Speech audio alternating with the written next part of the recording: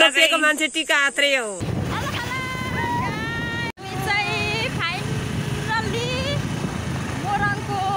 मधुमल्लासम्म पुगेर फर्किँदैछौँ। हामी जाँदा चाहिँ तल एसियन हाइवेको बाटो हुँदै गएको थियौँ। अनि मधुमल्लामा पुग्यौँ। त्यहाँ एउटा कार्यक्रम थियो। कार्यक्रममा चाहिँ विश्वसँगले पुग्यौँ, आफ्नो कामहरू गऱ्यौँ, यताउति गऱ्यौँ। अनि अहिले चाहिँ हामी फाइनल्ली फर्किँदैछौँ र यतिखेर ठ्याक्कै हामी केराबारी आइपुगेको छौँ। अब लगभग हामी आधी घन्टा 45 मिनटमा धरान पुग्छौँ होला। रात परिसकेको हुन्छ होला। मैले चाहिँ एकदम आज मैले भिडियो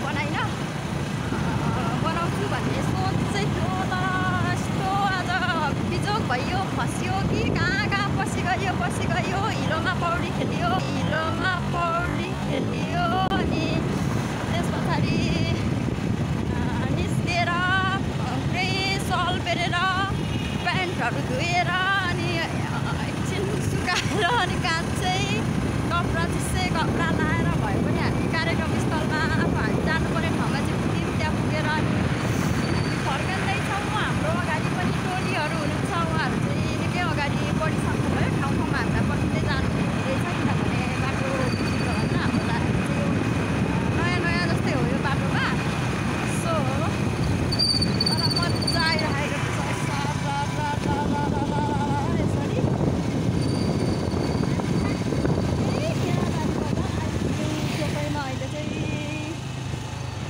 यस्तै छ आजको हाम्रो यात्रा। मैले भिडियो बनाएको छैन, यो छोटो एउटा क्लिप बनाएको छु। ल यस्तै छ। कस्तो राम्रो क्या।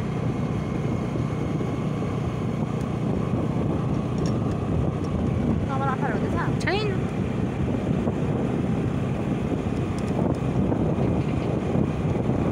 पेली खोला पुल अरे। ल कहिले नसुनेको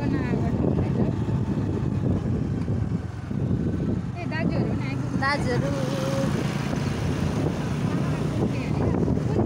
मोरङ चाहिँ मोरङमै छौँ हामी।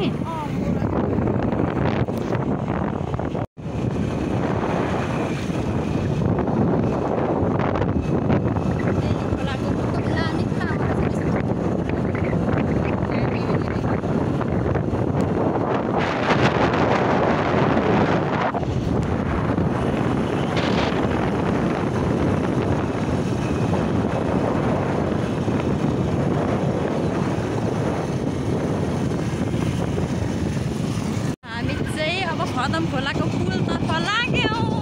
अगाडि पराई दाजु, स्वातिकला बहिनी, हेमन्त दाजु, टिका आत्रे म्याम, अनि त्यस पछाडि दिदी सुदीप पाखरिन दाजु, समीक्षा हुनुहुन्छ।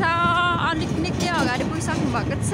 अनि यो खदम खोलाको पुल यो म निकै अगाडि आएको थिएँ एकचोटि। त्यतिखेर चाहिँ यो पुल बनेको थिएन। अनि म चाहिँ ड्याममा पछाडिएर मेरो फोन भुइँमा धरेर बिग्रेको पनि थियो। अहिले चाहिँ यस्तो राम्रो बनेको छ। ठ्याक्क फेरि यतिखेर सनसेट उयो पनि हुँदो रहेछ। राम्रो देखिरहेछ। कस्तो राम्रो देखिरहेछ। ओहो कस्तो राम्रो पुल हो। कति लामो छ। तर यो पहिला चाहिँ बर्खाको बेला यो खोला तर्नु अलिकति समस्या थियो। अहिले चाहिँ एकदम सजिलो सहज भएको छ यो पुल।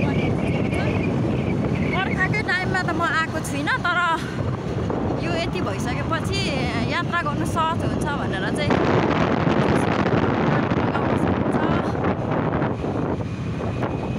म त आउँदिन छैन अब मेरो केही। अन्त नि तपाईले जतिको स्टेप गर्नै पर्ने रहेछ क्या। मिकलाजुङबाट फर्किँदै गरेको अवस्था त्यही त नि हामीले चाहिँ आजको यात्रा छोपिएको मान्छे टिका आत्रै हो।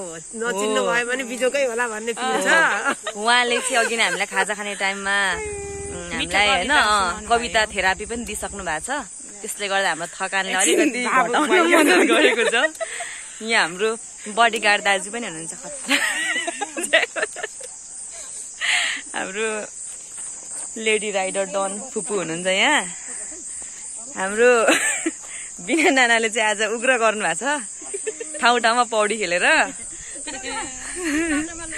दाजु आज हिरो भएर आउनु भएको छ। हो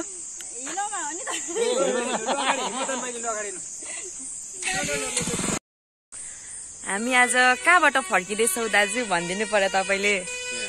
हजुर निक्लाजुङ साहित्य समाजको कार्यक्रमबाट हामी फर्किँदैछौँ। तर हेमनले मलाई छेलेर के पखेटा उडाएर